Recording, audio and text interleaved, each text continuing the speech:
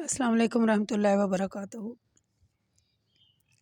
نحمدہ و نصلی علی رسولہ الکریم، اما بعد، فاعوذ باللہ السمیع العلیم من الشیطان الرجیم من حمزہ ونفخہ ونفثہ۔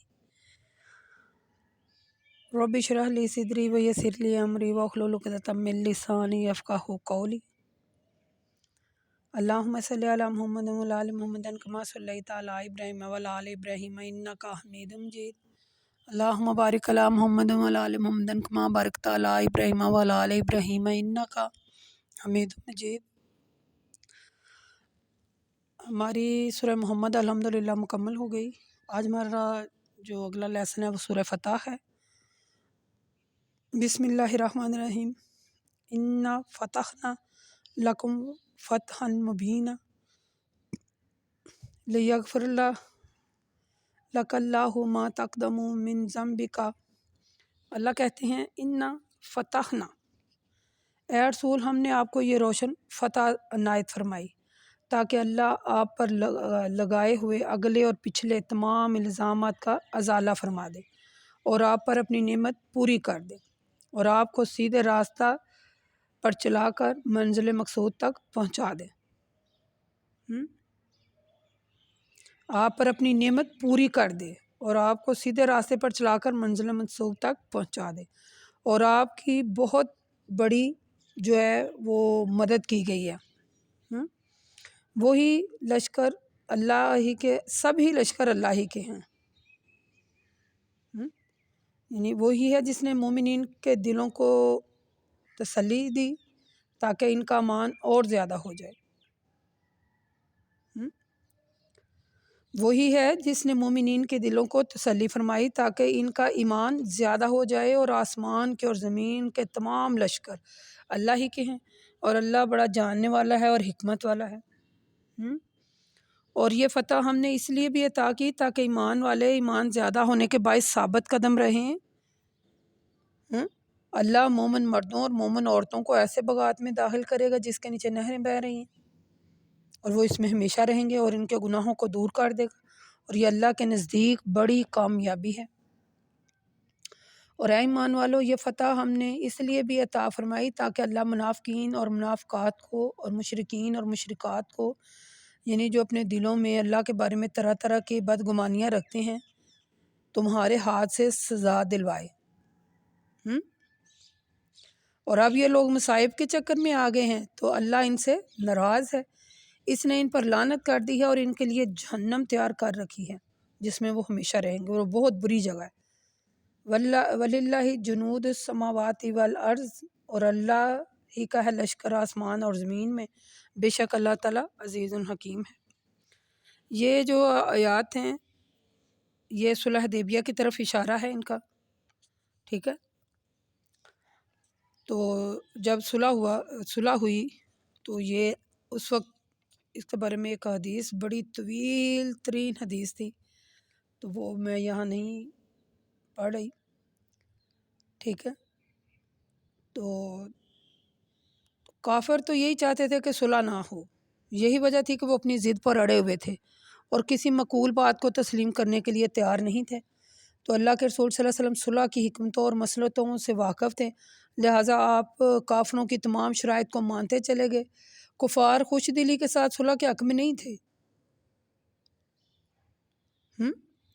انہوں نے 2 بار صلح کو ناکام کرنے کی کوشش کی، ٹھیک ہے، اور اس سلسلے میں یعنی کہ 2 واقعات جو تھے وہ بڑے گواہ ہیں اس پر، ٹھیک ہے۔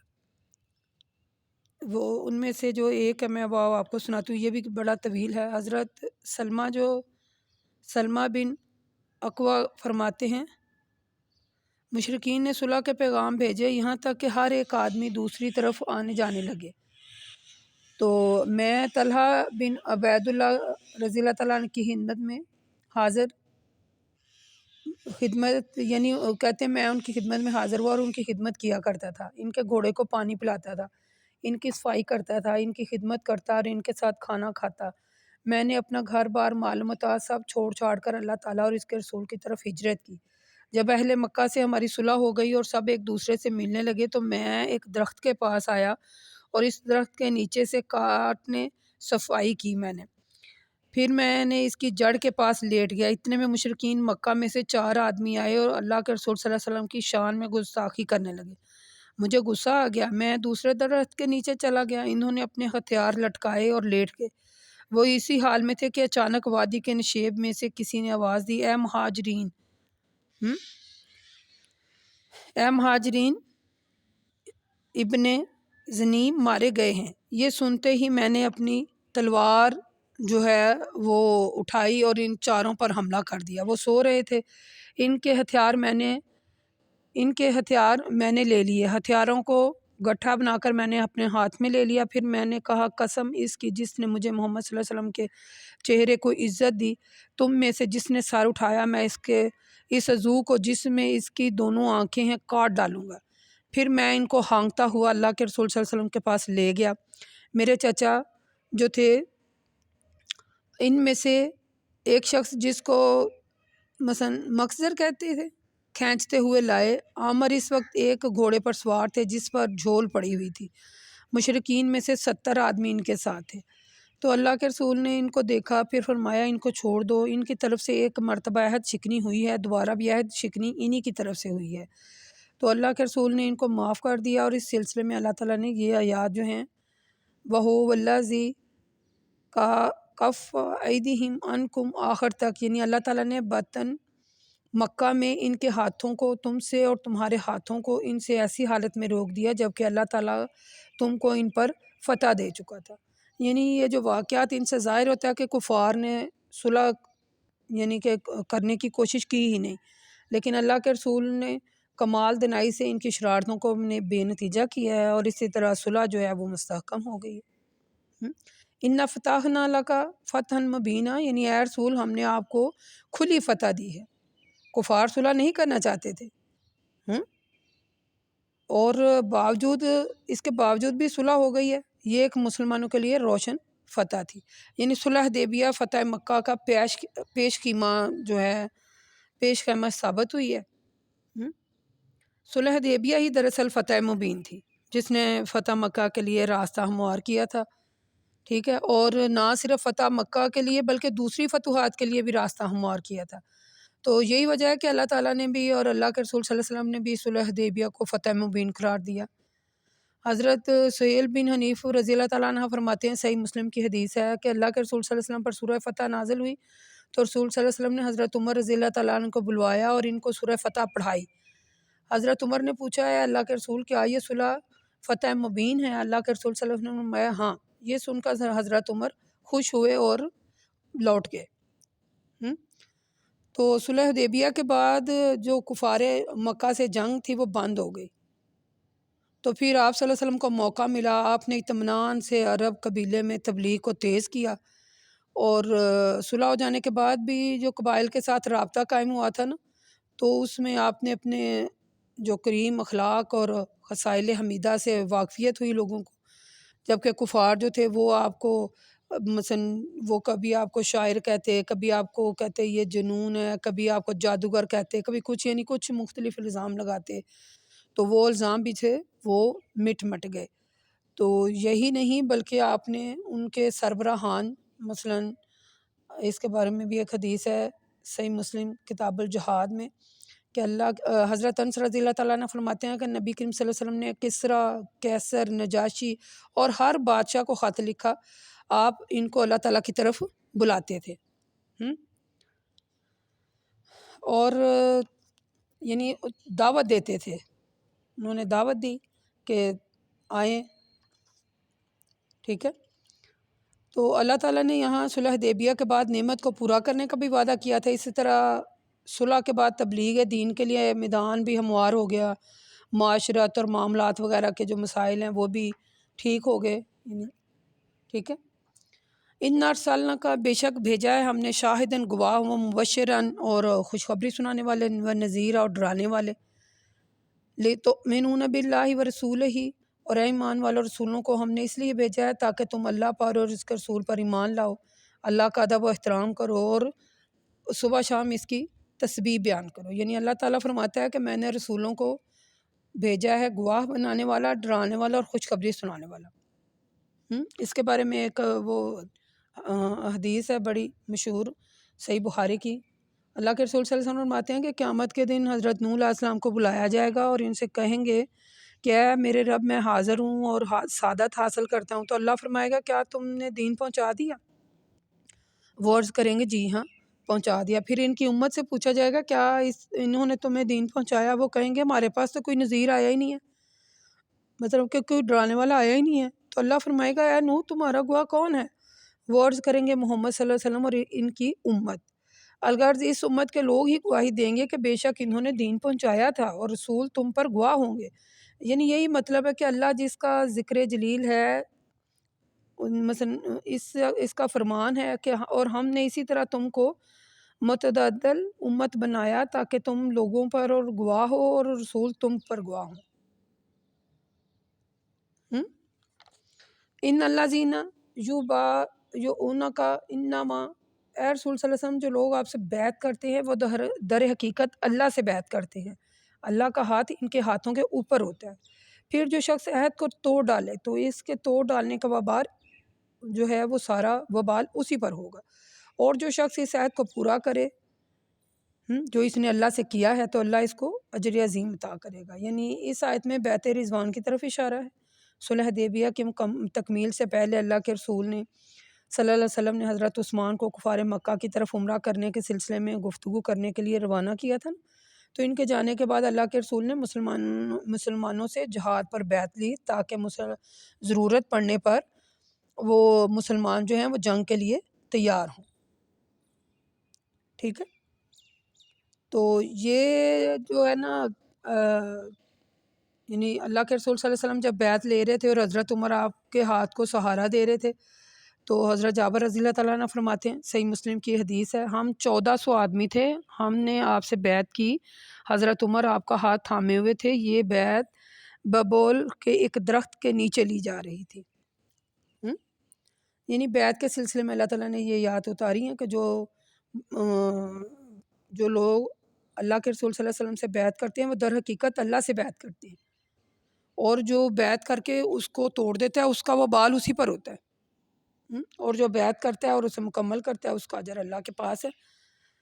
سایقول لکل مخلفون من العراب شاغلتنا اموالنا واخلنا فاستغفر لنا.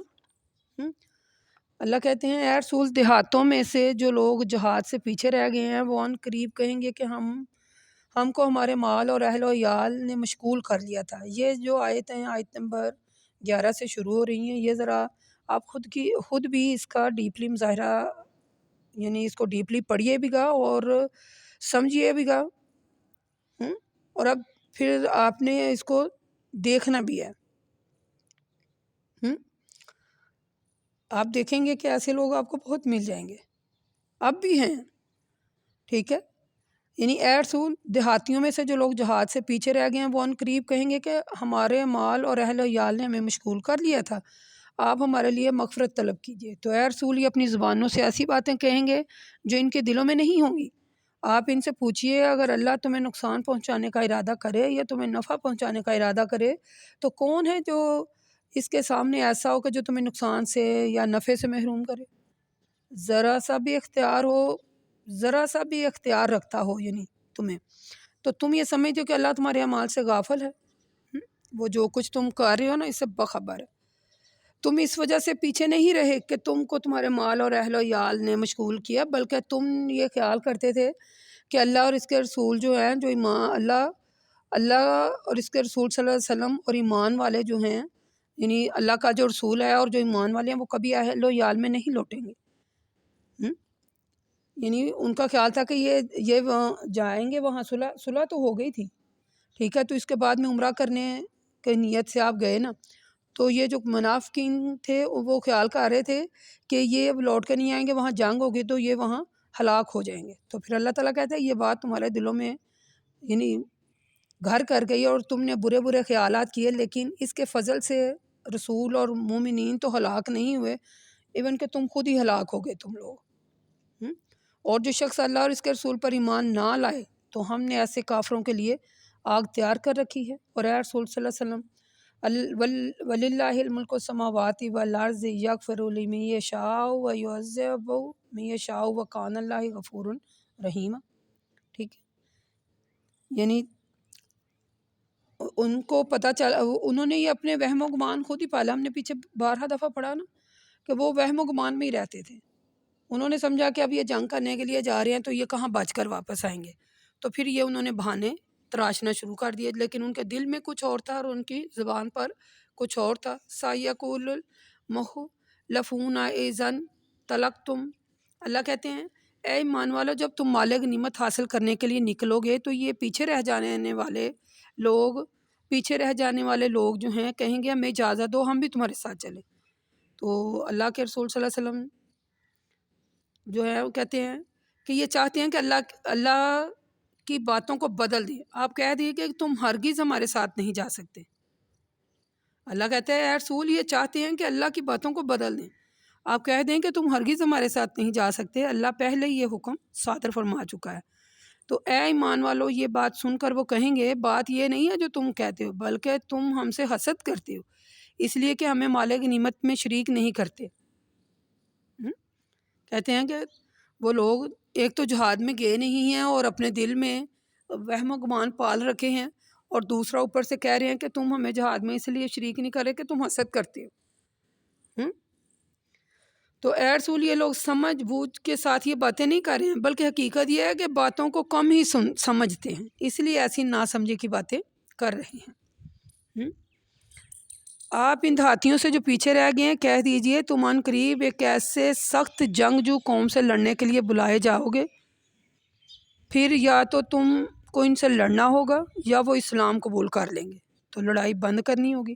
اور اس موقع پر اگر تم نے اللہ اور اس کے رسول کی اطاعت کی تو اللہ تم کو اچھا اجر دے گا، اور اگر تم نے اطاعت سے منہ موڑا جیسے کہ پہلے تم منہ موڑ چکے ہو تو اللہ تم کو دردناک عذاب دے گا. ٹھیک ہے، اور یہ جو آیت نمبر 17 ہے یہ ذرا دیکھیے کہ لڑائی جو ہے اس میں کون کون سے بندے نہ شامل ہوں تو انہیں گناہ نہیں ہوتا.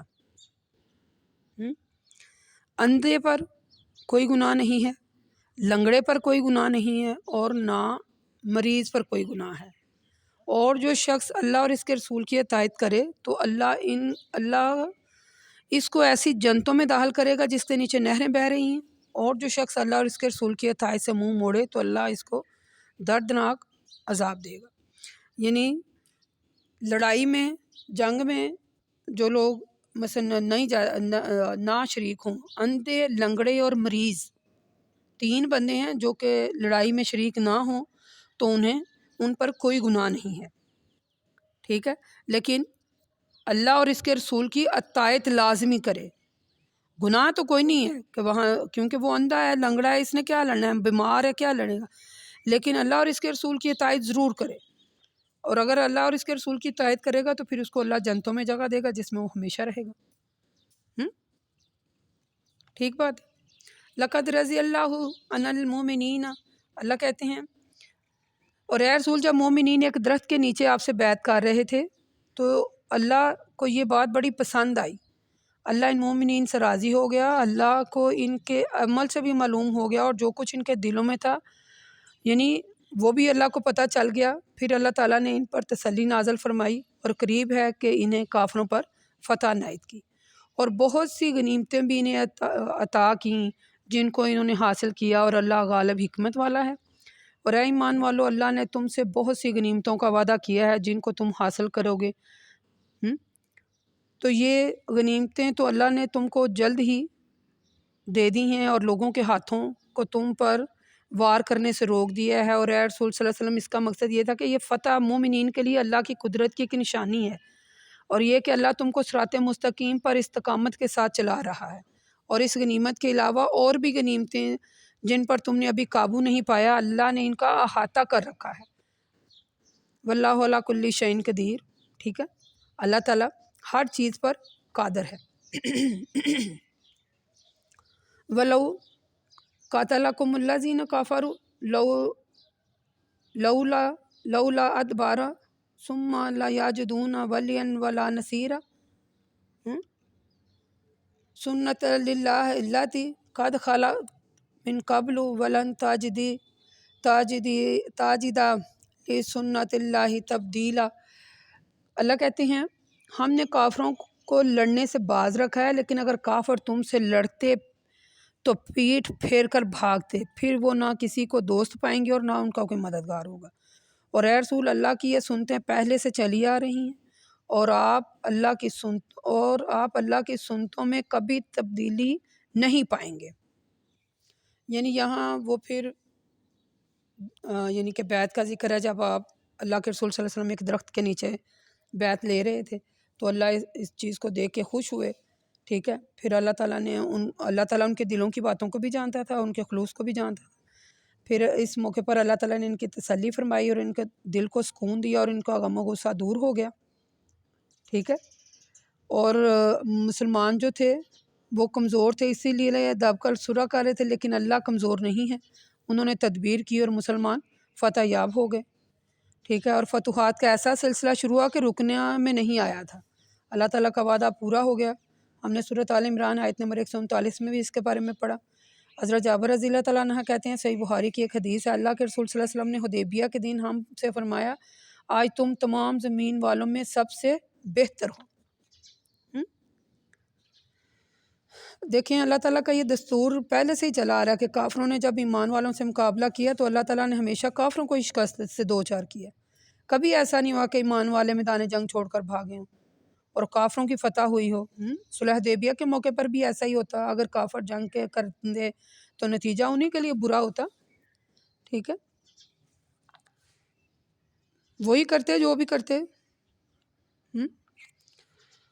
آگے وَهُوَ الَّذِي کف ایدیہم عنکم وایدیکم عنہم، اللہ کہتے ہیں اے ایمان والو، وہ اللہ ہی ہے جس نے شہر مکہ میں کافروں کے ہاتھوں تم سے روک دیے ہیں اور تم کو کافروں پر فتح دینے کے بعد تمہارے ہاتھ ان سے روک دیے ہیں، اور جو کچھ تم کر رہے ہو اللہ اسے دیکھ رہا ہے۔ یہی وہ لوگ ہیں جنہوں نے کفر کیا، تم کو مسجد حرام سے جانے سے روک دیا اور قربانی کے جانوروں کو بھی ان کی مقرر جگہ پر پہنچنے سے روکا۔ تو اگر مومن مرد اور مومن عورتیں جن کو تم نہیں جانتے اور جن کو تم لا علمی میں پامال کر دیتے ہو تو ان کی طرف سے تم کو دانستہ نقصان پہنچا جاتا ہے۔ مکہ میں نہ ہوتی تو جنگ، ٹھیک ہے، جنگ کرا کے اللہ بھی تم کو غلبہ دے دیتا، لیکن اسے تاخیر منظور تھی تاکہ وہ جس کو چاہے اسلام کی توفیق دے کر اپنی رحمت میں داخل کرے۔ اگر مکہ کے مسلم کہیں علیحدہ ہو گئے ہوتے تو پھر ان مکہ والوں میں سے جو کافر تھے ہم ان کو دردناک عذاب دیتے۔ یعنی ان آیات کا شان نزول بھی پیچھے گزر چکا ہے، یعنی 4 مشرکین نے اللہ کے رسول کی شان اقدس میں گستاخی کے کلمات کہے تھے، ٹھیک ہے۔ تو پھر حضرت سلمہ کو غصہ آیا، ہم نے پیچھے پڑھا اس کے بارے میں۔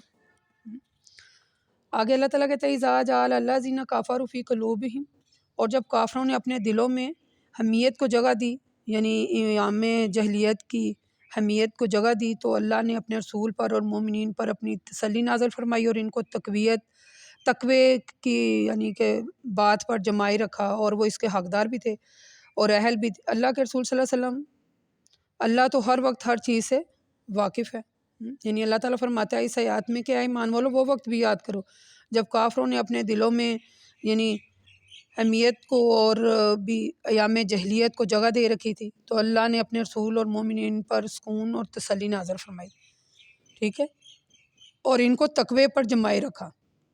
یہ اللہ ہی کے کام ہے، ٹھیک ہے۔ صلح حدیبیہ کا حال ہم نے پڑھا، ٹھیک ہے، اس میں کافروں کی جہلیت کے بارے میں بھی ہم نے پڑھا، اور یعنی اس میں سیکھنے کے لیے بہت کچھ تھا۔ ایک تو وہ ہم نے سیکھا کہ جنگ میں جو ہے وہ 3 قسم کے بندے نہ جائیں تو ان پر کوئی گناہ نہیں ہے، ان میں ایک اندھا ہے، ایک بیمار ہے، ایک لنگڑا ہے، لیکن اللہ اور اس کے رسول کی اطاعت ضرور کرے، گناہ تو نہیں ہے لیکن ان کی اطاعت ضرور کرے۔ پھر اللہ کہتا ہے جو اللہ اور اس کے رسول کی اطاعت کرے وہ کامیاب۔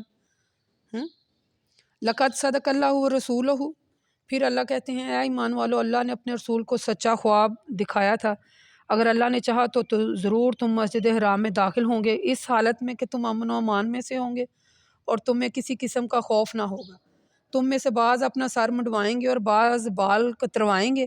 اللہ کو تو معلوم ہے جو کچھ تم نہیں جانتے۔ بہرحال اللہ نے اس فتح یعنی فتح مکہ کے علاوہ تمہیں جلد ہی ایک فتح اور عنایت کر دی۔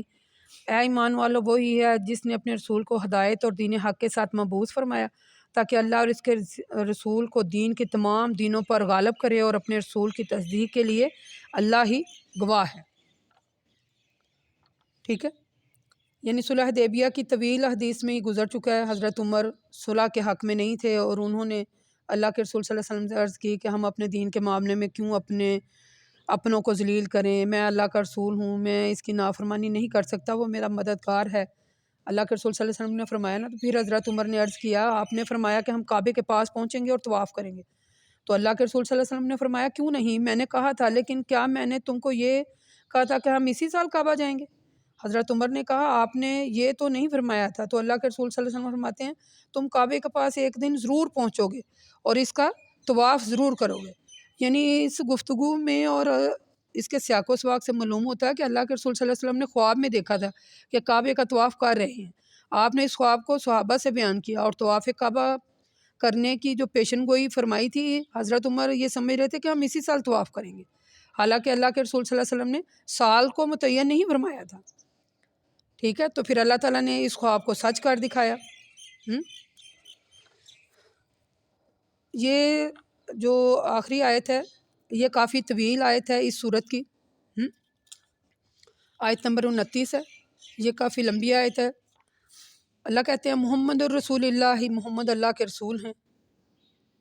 والذین معہ اشداء الکفار الرحمن بینہم، اللہ کہتے ہیں محمد اللہ کے رسول ہیں، انہی کے ذریعے دین اسلام کو تمام دینوں پر غالب کرنا ہمارے یعنی مد نظر ہے، اور جو لوگ ان کے ساتھ ہیں وہ کافروں پر سخت ہیں، آپس میں رحم دل ہیں۔ اے رسول، آپ ان کو دیکھیں گے کبھی رکوع کر رہے ہیں، کبھی سجدے کر رہے ہیں، اور اللہ کے فضل اور اس کی رضا کے لیے یعنی اس کی رضا کے متلاشی ہیں۔ ان کی علامت یہ ہے کہ ان کے چہروں پر سجدوں کے نشان پڑ گئے ہیں۔ ان کے یہ صاف تورات میں بھی ہیں اور انجیل میں بھی ہیں۔ ان کی مثال ایسی ہے جیسی کھیتی جس نے پہلے اپنی سوئی نکالی، پھر اس کو قوت دی، پھر وہ موٹی ہوئی اور اپنے تنے پر سیدھی کھڑی ہو گئی اور کسانوں کی ہوئی خوشی کا باعث بن گئی۔ اسی طرح اللہ اپنے رسول کے صحابہ کو یعنی رفتہ رفتہ مضبوط کرے گا تاکہ وہ اپنی قوت سے ٹھیک ہے کافروں کو غیظ و غضب میں مبتلا کریں، اور ان میں سے جو لوگ ایمان لائے اور نیک عمل کرتے رہے ان سے اللہ کا مغفرت اور اجر عظیم کا وعدہ ہے۔ دیکھیں یہ جو صورت ہے اس کا اینڈ بھی اسی میں ہوا، جو لوگ نیک عمل کرتے ہیں ان کے لیے اجر عظیم ہے، اور جو لوگ اس کے برعکس ہیں، غلط کام کرتے ہیں، ان کے لیے جہنم ہے۔ یعنی اوپر ذکر ہے کہ اللہ تعالیٰ نے دین حق کو غالب کرنے کے لیے رسول مبعوث فرمائے، تو ان آیات میں اللہ نے کہا محمد اللہ کے رسول ہیں، یہی وہ رسول ہیں جن کے ذریعے اسلام کو غلبہ ہوا۔ ٹھیک ہے، تو نہ اسلام کو غلبہ ہوا، اور ضرور اسلام ہی غالب رہے گا۔ ٹھیک ہے، اور کافر ہمیشہ جو ہیں وہ سر جھکائے ہی ہوں گے۔ ٹھیک ہے، قرآن پاک میں اور احادیث میں صحابہ کرام کے اور بھی بڑے زیادہ فضائل جو ہیں وہ بیان کیے گئے ہیں، تو ان پر یعنی صحابہ کرام کے جو اوصاف بیان کیے گئے ہیں ان کا خلاصہ یہ ہے کہ کافروں پر سخت، ایمان والوں کے ساتھ رحم، رکوع اور سجدے میں مشغول، اللہ تعالیٰ کے فضل اور اس کی رضا کے متلاشی، اور ان کی پیشانیوں پر سجدوں کے نشانات، اور ان کا ذکر جو ہے وہ تورات میں بھی اور انجیل میں بھی ہمیں مل جائے گا۔ ٹھیک ہے، تو اس کی مثال اللہ نے دی ہے جیسے یہ میں نے آپ کو ابھی پڑھ کر سنائی ہے، اور یہ اس سورت کی آخری آیت تھی، آیت نمبر 29، اس کی ٹوٹل آیت 29 تھی۔ ٹھیک ہے، تو اللہ تعالیٰ سے دعا کرتے ہیں اللہ تعالیٰ ہمیں بھی نیک اعمال کرنے کی توفیق عطا فرمائے، اور ہمیں سمجھ کر پڑھنے کی توفیق عطا فرمائے، اور اللہ تعالیٰ ہمارے گناہوں کو معاف کر دے اور ہمیں بھی صراط مستقیم پر چلائے۔ وقول قولی ھذا استغفر اللہ استغفر اللہ استغفر اللہ۔